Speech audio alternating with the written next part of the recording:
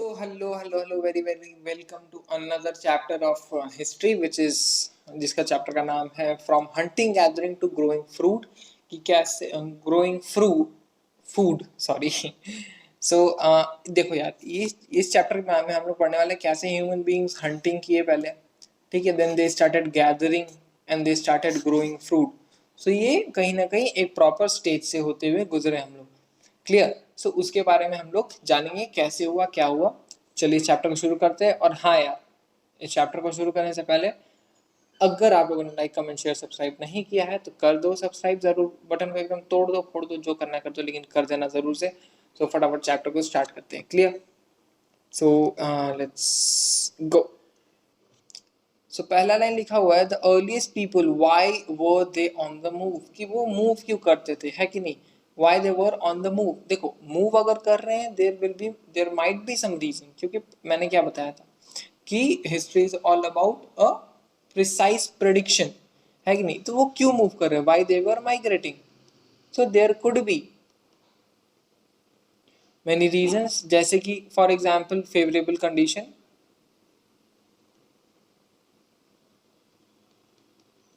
और जो सबसे ज्यादा लगता है कि इन search of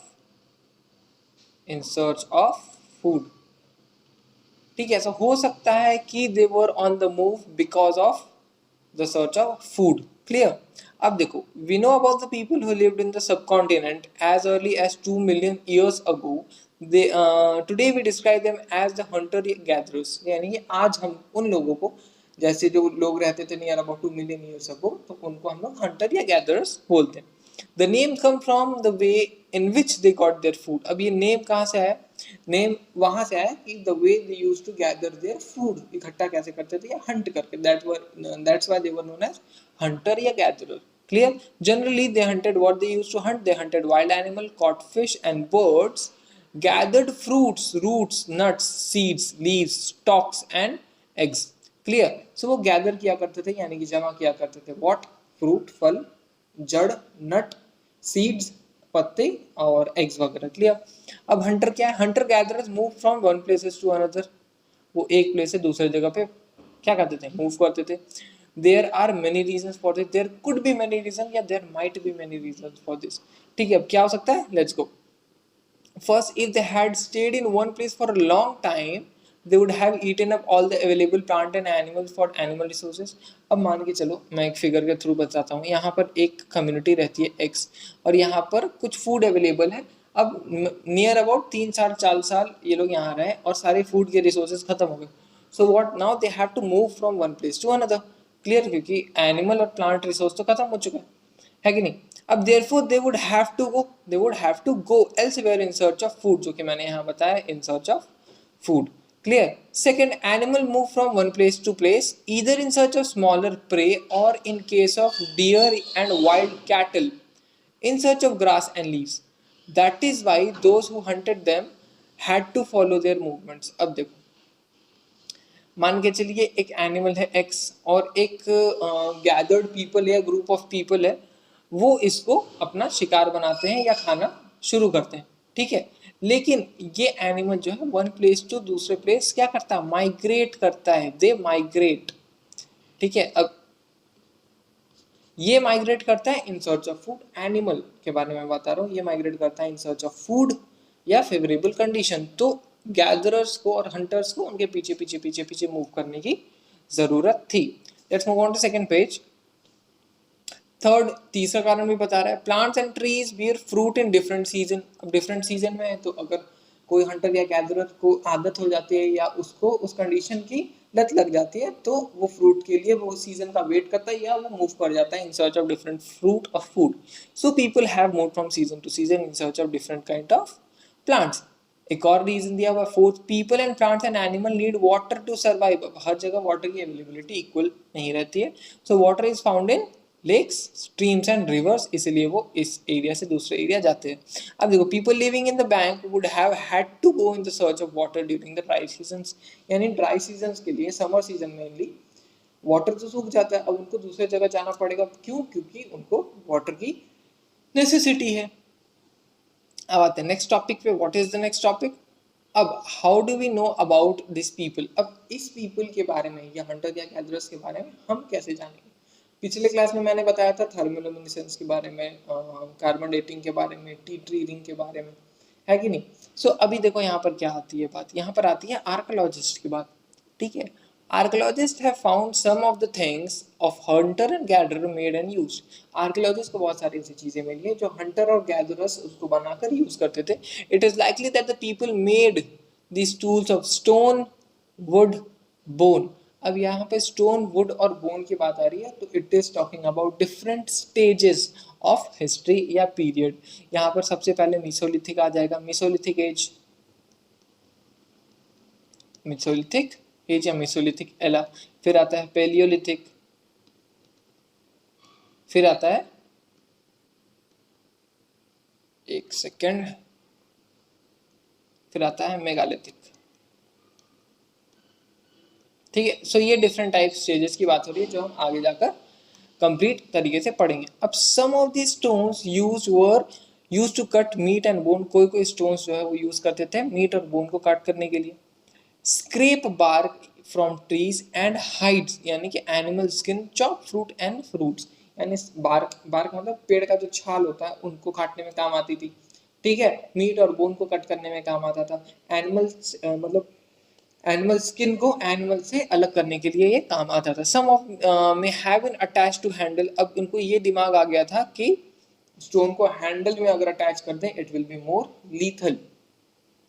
clear, to make spear and arrows for hunting, ताकि वो स्पीयर यानी जो भाला होता है और एरो यानी कि तीर वो बना सके।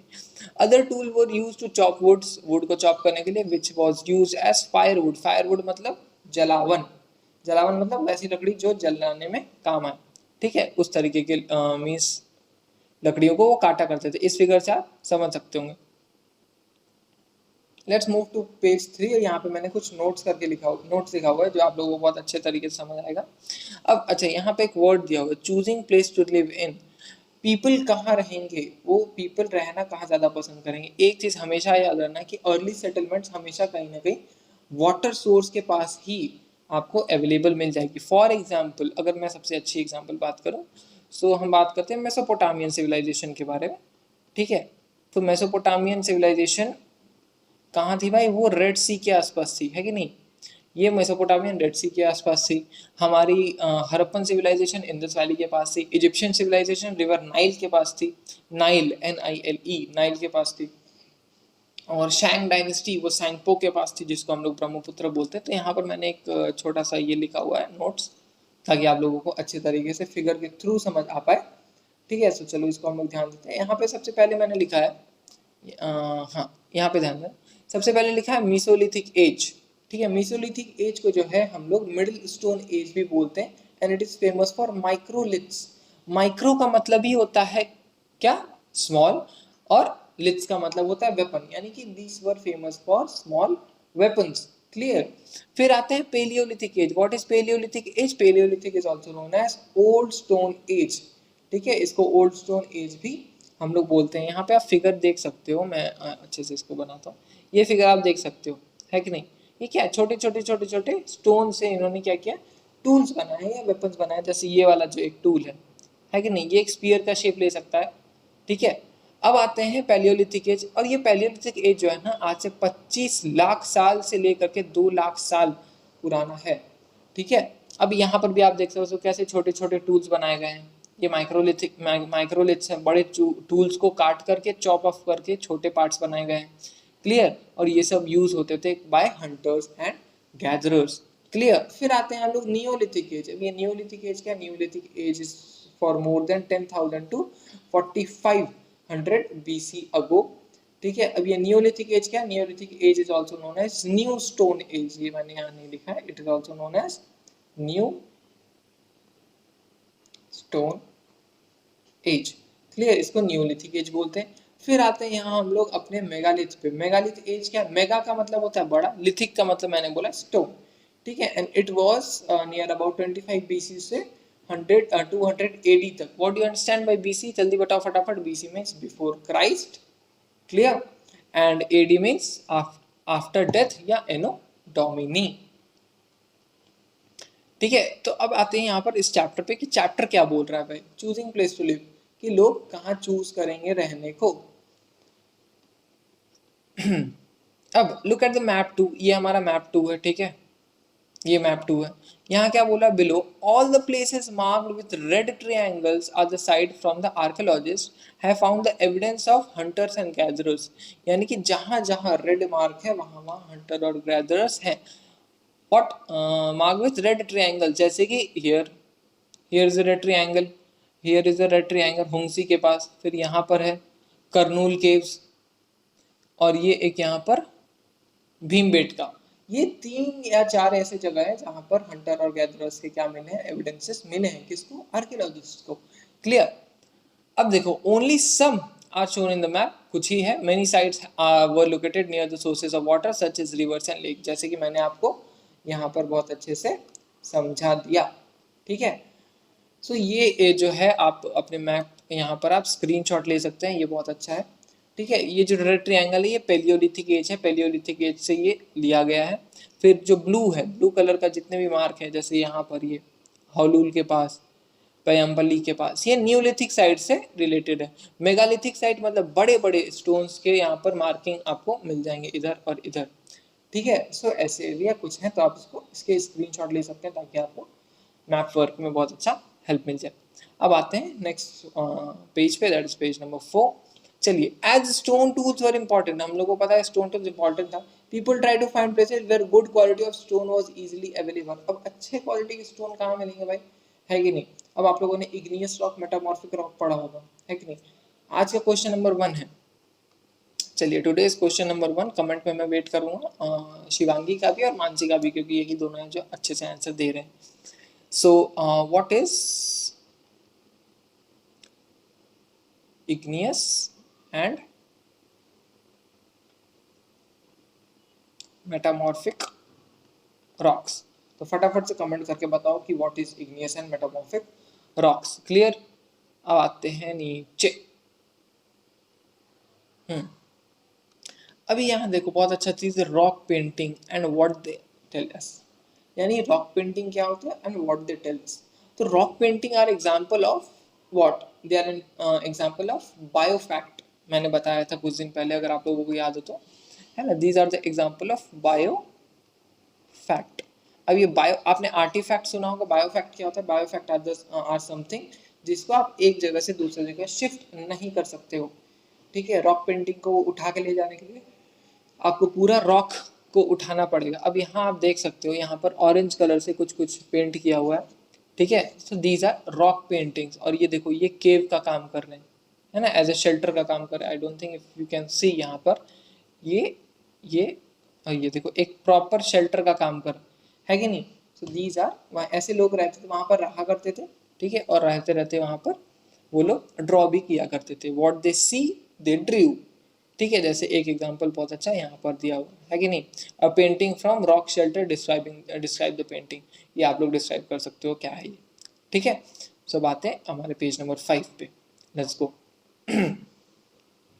अब एक बहुत अच्छा डेफिनेशन है, व्हाट आर साइट्स। साइट्स क्या होता है भाई, तो साइट्स ऐसे जगह होते हैं ना, sites are the places where remains of the things which are tool spot buildings which are known as artifact and biofact were found, these were made and use and left behind the people. क्योंकि एक जगह से दूसरे जगह लोग stone लेके अपना शरीर पे वजन लेकर के माइग्रेट नहीं करेंगे, तो व्हाट दे डिड कि वो एक जगह से दूसरी जगह शिफ्ट भी हो जाए और स्टोन को वहीं छोड़ देते थे, क्योंकि वो तो वहां भी बन सकता था। सारा नहीं छोड़ते थे कुछ, और कुछ लेके जाते थे जितना इंपॉर्टेंट था उनके लिए। अब दीस में be found on the surface of the earth, surface पे भी मिल जाए या बरीड भी मिल जाए ऑन द अर्थ, और sometime even under the water, water के अंदर भी ये मिल जाता है। You will learn about this. अच्छा, अब इसके बारे में हम लोग लेटर चैप्टर्स में आगे पढ़ेंगे, इसके नेक्स्ट चैप्टर में ही है, ठीक है। अब आते हैं फाइंडिंग अबाउट द फायर। अब फायर के बारे में क्या फाइंड किए, कैसे फाइंड किए, ये हम लोग जानते हैं। तो सबसे पहला क्वेश्चन आप लोगों के लिए यही है कि फायर की डिस्कवरी कब हुई, कमेंट करके फटाफट बताओ कि फायर जो है सबसे पहले डिस्कवर्ड कब हुई और उसका यूज कैसे हुआ, ठीक है। अब देखो यहाँ पर, अब traces of ash have been found there, ash का ट्रेसेस मिला कहाँ पर भाई, इन करनौल केव्स, ठीक है। This suggest that the people were familiar with the use of fire. अब फायर के यूज से हम लोगों को मालूम था कैसे यूज करना है. अब fire have been use for many things such as the source of light, to roast meat, to scare away the animals. अब एनिमल्स को स्केयर अवे करने के लिए बहुत ज़्यादा इंपॉर्टेंट है. एक और चीज़ देखो, ये फायर की जहाँ तक बात आती है ना, तो अब हम चलो मैं मुगल के टाइम पे थोड़ा सा आता हूँ. सबसे पहले मुगल कौन सा आया इंडिया में, ये आप कमेंट करके बताओ. ठीक है, तो देखो जब शाहजहां और अकबर की बात आती है ना, या बाबर की बात आती है, आई गेस बाबर सबसे पहले आया था इंडिया में, इन्वेड किया था उसने. ठीक है, सो उसके पास क्या था भाई, उसके पास था गन पाउडर. इंडिया में गन पाउडर उस टाइम पे अवेलेबल था नहीं. सो अब जब गन पावर उस टाइम पे अवेलेबल था नहीं, तो अब हुआ क्या. और बाबर को क्या मीन्स इतना अच्छा, ऐसे मतलब अचानक से आके कोई कैसे जीत सकता है कि नहीं, किसी के against. So what he did, उसके पास था बारूद, दैट वाज गन पाउडर. और हमारे एनिमल्स, जो घोड़े पे हम लोग राजा लोग चलते थे, तो उनको आदत नहीं था एनिमल्स को उतना आग की एक्सेट्रा एक्सेट्रा. तो then when he fired, Babur जब फायर करता था ना, तो आधे से ज्यादा जानवर डर के भाग जाते थे. ठीक है, सो जो ये है हमारा गन पाउडर है, that was very good for Babur and but not so good for us. ठीक है, so that's why it is one of the important sources जिससे उसने इन्वेड किया और बहुत बार जीता भी. ठीक है, अब नेम्स एंड डेट्स को आप लोग जो साइंस पढ़ते हैं उनको पता होगा, नोमेनक्लेचर बोलते हैं नेम्स एंड डेट्स को. ठीक है, अब देखो, archaeologist have been given lengthy names of the time that we are studying. They call the earliest period the Palaeolithic, मैंने बता दिया आप लोगों को. It comes from two Greek words which is palaeo and lithos. Lithos mean stone, ये भी आप लोगों को बता दिया. ठीक है, अब the name points to the important find of stone tool. Paleolithic period extend from 2 million years ago to 12,000 million years ago. वही अभी मैंने आपको थोड़ी देर पहले बताया, यानी ये 2 मिलियन ईयर्स अगो यानी 20 लाख ईयर्स अगो पुराना है, और 12,000 साल के आसपास के एज को हम लोग पेलियोलिथिक बोलते हैं. अब पेलियोलिथिक जो है दो पार्ट में डिवाइडेड है, which is upper and lower, upper lower and middle. ठीक है, this long span covers 99% of the human history. और ये तीनों जो है पूरे ह्यूमन हिस्ट्री का 99% कवर कर लेता है. अब the period when we find environmental changes, जब हम लोगों को इन्वायरमेंटल चेंजेस के बारे में पता चला, beginning in about 12,000 years ago till 10,000 years ago, that is called Mesolithic, यानी कि मिडिल स्टोन एज. यानी हम लोगों को इन्वायरमेंटल चेंज के बारे में, सीजन्स के बारे में पता चला. ठीक है, फिर आते stone tools found during this period were generally tiny, छोटे थे. That's why it is known as microliths. Microliths were probably stuck to handles of bones and wood to make the tools such as saws and sickles. समझ में आ रहा है clear. तो micro मतलब छोटा. अब ये किसी भी डंडे के ऊपर आप लगा सकते, जैसे ये पेंसिल है. ठीक है, पेंसिल की मीन्स ये पेंसिल किसी इतने लंबे से आप डंडे पे लगा दो, तो it will work as an weapon, क्योंकि आगे पॉइंटेड है कि नहीं ये. अब at the same time old variety of tool continue to be use. अब पुराने जो टूल्स थे, बड़े बड़े टूल्स, अब उसको तो छोड़ नहीं सकते, definitely they will be also under use. Next stage आता है, वो आता है हमारे 10,000 साल, which is known as Neolithic. अब नियोलिथिक का मतलब क्या होता है, देखो, we have also mention the name of some places, you will find the names of more person in the chapter. अब जो ये हमारा असाइनमेंट दिया हुआ, अब यहाँ पे बोला नियोलिथिक का मतलब क्या होता है. तो नियोलिथिक मतलब old stone, old age, middle stone age और न्यू स्टोन एज. नियोलिथिक का मतलब होता है न्यू स्टोन एज. क्लियर. अब आते पेज नंबर 6 पे. Let's go. So the changing environment. अब हम अपने एनवायरनमेंट के चेंजेस के बारे में जानेंगे, ये चेंज कैसे होता है. तो around near about 12,000 years ago there were major changes in the climate in the world. वहाँ पर बहुत ज़्यादा चेंजेस थे in the climate in the world. With the shift to relatively warm condition in many areas, this led to the development of grassland. अब grassland क्या होता है, तो grassland चलो मैं आप लोगों को दिखाता हूँ ये होता क्या है. grassland are nothing but meadows, GRASSLANDS. चलो grassland क्या होता है, यहाँ देखो आप लोग देख सकते हो, this is grassland. इसको इंसर्ट करते हैं फटाफट.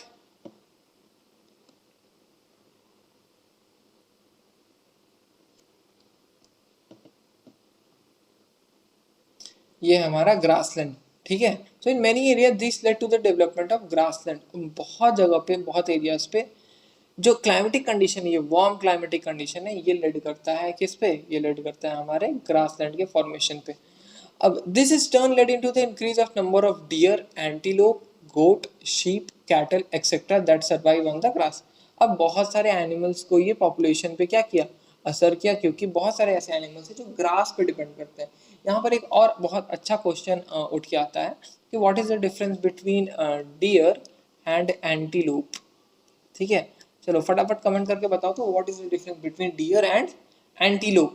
ठीक है, अब यहाँ देखो, those who hunted this animal now followed them. अब बहुत सारे एनिमल्स को हंट करते थे, कौन से एनिमल्स को भाई, यही animal, dear, antelope, goat, sheep, cattle. ठीक है, अब इसको जो हंट करते थे वो उनको फॉलो किया करते थे।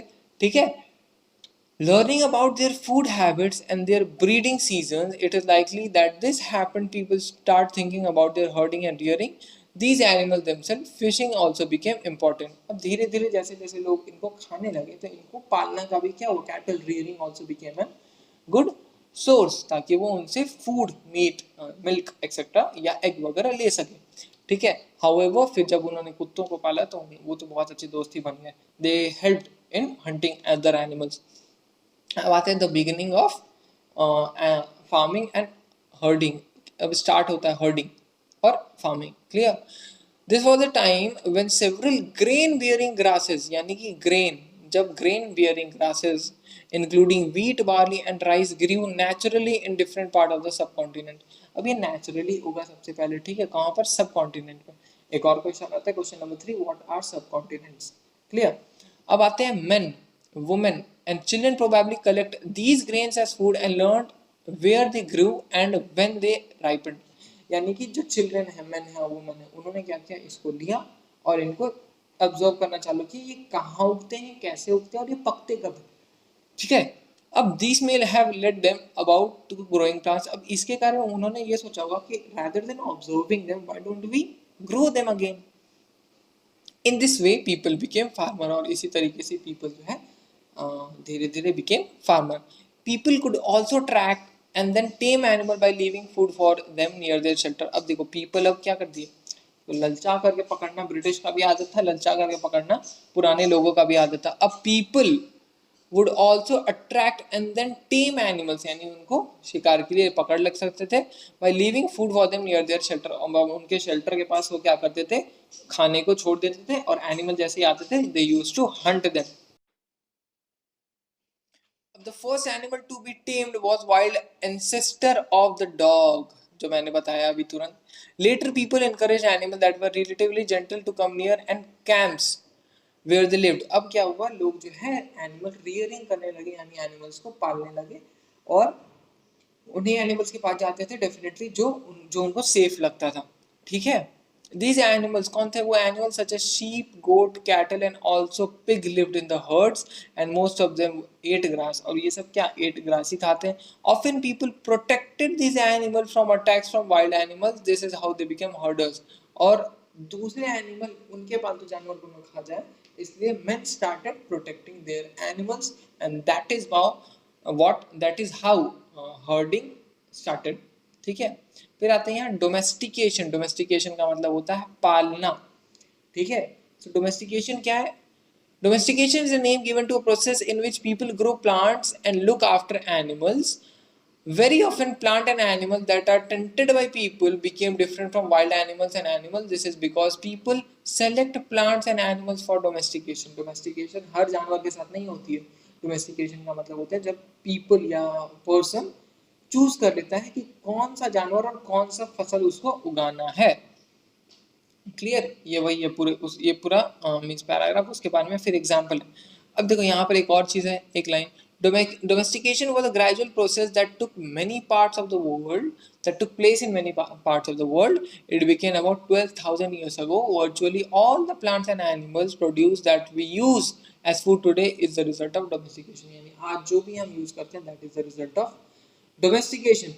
Some of the earliest plants to be domesticated were wheat and barley। ठीक है, कौन कौन से थे पुराने टाइम में, wheat और barley थे, और एनिमल्स में sheep और goat, डॉग्स के भी पहले थे, क्योंकि dogs were considered as dangerous creature उस टाइम पे, क्योंकि उसके बड़े बड़े दांत थे पुराने टाइम पे। अब आते हैं a new way of life. A new way of life क्या है, if you plant a seed you will notice that it takes some time to grow. This may be for several days, week, month, in some cases years. यानी अब देखो हम लोग अगर seed को plant करेंगे अब ये क्या करेगा, ये कहीं ना कहीं इजिली एक में दिन में भी हो सकता है थोड़ा सा आ जाए, कभी कभी हफ्ते लग जाते हैं, कभी कभी मंथ लग जाते हैं, और कभी कभी साल भी लग जाते हैं in certain cases. When people began growing plants, it meant that they had to stay in the same place for a long time, looking after the plants, watering, weeding, driving away animals and birds till grain ripen, and then grain used to be carefully. अब देखो एक अब ये नया तरीका का life start हो गया इनका, किनका, वही हर्डर्स का. कैसे हर्डर्स का नया लाइफ चालू हो गया, पहले दे यूज्ड टू माइग्रेट, ठीक है, they used to migrate, but now they are not migrating. क्यों, क्योंकि they are having, they are sowing some crops. Clear. अब आते हैं पेज नंबर 8 पे, देखते हैं क्या बोल रहे हैं. As the grain had to be sorted, both food and seed, people had to think the ways of storing it. अब अगर हम लोग उगा रहे हैं या तोड़ रहे हैं या उसको कल्टीवेट कर रहे हैं, तो we have to know how to store it. In many areas, they began making large clay pots or wove basket or duck pits in the ground. और इस तरीके से वो क्या करते थे, वो जो अनाज है उसको एक पॉट में प्रॉपर तरीके से रखा करते थे. फिर आते हैं rearing animal. Now they started rearing animals. Animal multiply naturally. अब सबको पता है एनिमल जो है रिप्रोडक्शन के थ्रू मल्टीप्लाई होता है naturally. Beside if they are looked after carefully, they will provide milk which is an important source of food and meat whenever required. अब देखो, milk is a complete food. Milk is also known as a complete food. अगर आप एक गिलास दूध पी रहे हो, you don't need anything to eat, ठीक है. दैट्स वाई जो एनिमल रियरिंग है या कैटल रियरिंग है उसको बहुत ज़्यादा बढ़ावा मिलने लगा, क्योंकि it provides milk whenever they need. In another words, animal are reared and can be use as store of food. अब फूड को स्टोर करने के तरीके से भी तो इसको हम लोग यूज कर सकते हैं, बिकॉज एक तरीके से दूध जो है वो क्या है, स्टोर्ड है ना उनके शरीर में.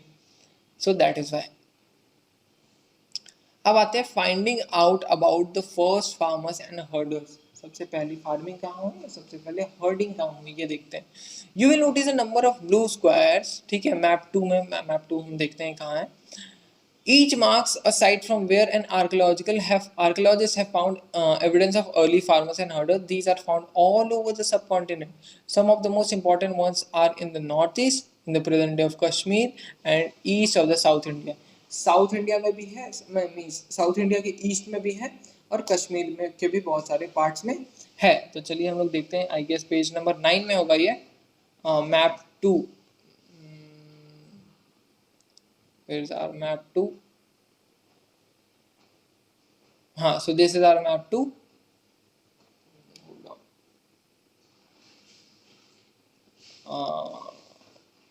हाँ yeah, so this is our map 2.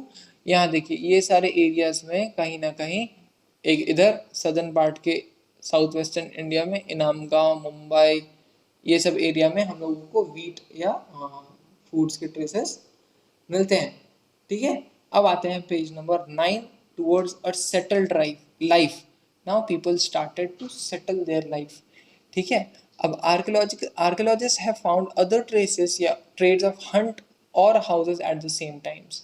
For instance, in Burza home in the present day of Kashmir, people built pit houses which were dug into the ground with steps leading into them. यानी कि अब देखो, पिट बनाया जाता था, गड्ढा, और नीचे लोग रहा करते थे और स्टेप रहता था ताकि वो नीचे जाके रह पाए. दिस में भी प्रोवाइडेड शेल्टर इन कोल्ड. अब कोल्ड के लिए ये एक अच्छा शेल्टर का काम है, क्योंकि स्टॉर्म वगैरह आ गया, बारिश वगैरह आ गया, तो हाँ नीचे पानी आ सकता है, लेकिन ठंडी के टाइम में this was the best houses a person can have at that time.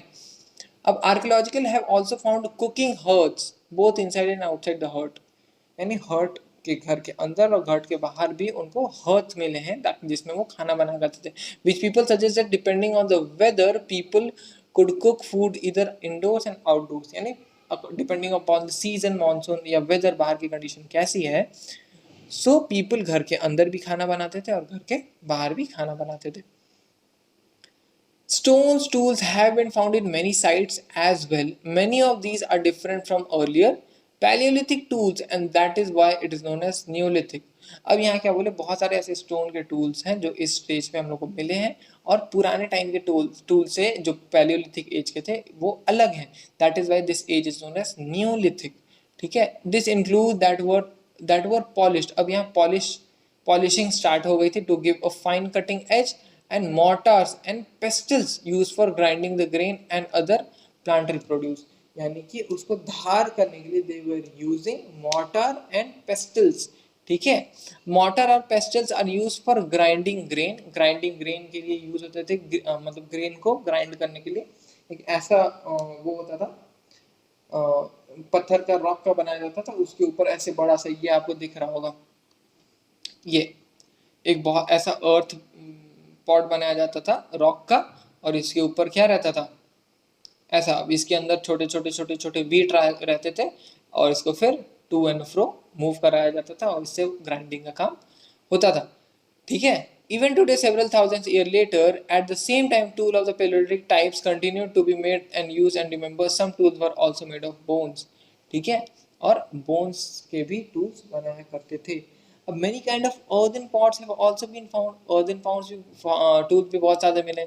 These were sometimes decorated. इसको decorate किया जाता था and were used for storing things. जैसे बहुत सारे जगहों पे आपको pots दिख जाएंगे, ठीक है, pots यानी कि घड़े दिख जाएंगे, और वो इस टाइप के रहेंगे ऑब्वियसली, और इस पे आपको ऐसे करके डिज़ाइन भी बहुत सारे देखने को मिल जाएंगे, ऐसे ऐसे ऐसे ऐसे करके कुछ डिज़ाइन आपको मिल जाएंगे, हो सकता है आपको नेक्स्ट पेज पे भी देखने को मिल जाए, ये रहा, ठीक है। सो ये था।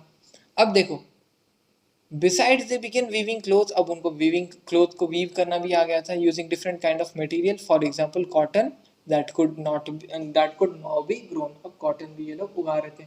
And who was the first person who used cotton as their clothes, so they were Indians. मैंने पिछली बार एक क्वेश्चन पूछा था, 4 ऑप्शन दिए थे, बटन्स, कॉम्प्लेक्स हाइड्रोलिक्स, कायाक्स, और एक चीज़ था, वो उन चारों में से कौन सा चीज़ इंडिया में बना है, तो वो किसी ने कमेंट करके बताया नहीं कि वो कौन सा चीज़ इंडिया में होता है।